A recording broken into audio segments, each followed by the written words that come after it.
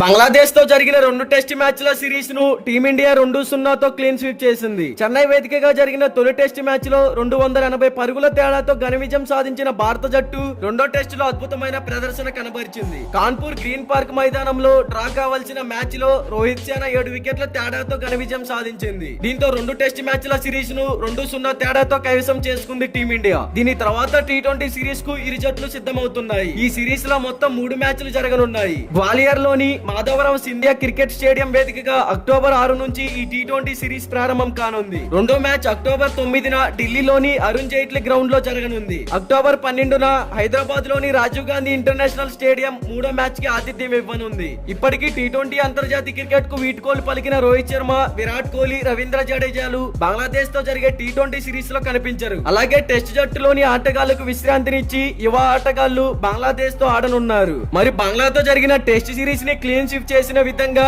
T20 series ని కూడా clean sweep మనోళ్ళు చేస్తారో లేదో చూద్దాం. ఇలాంటి డైలీ క్రికెట్ అప్డేట్స్ కోసం మన ఛానల్ ని సబ్స్క్రైబ్ చేసుకోండి. అలాగే ప్రక్కనే ఉన్న గంట సింబల్ యాక్టివేట్ చేసుకోండి. Thank you for watching.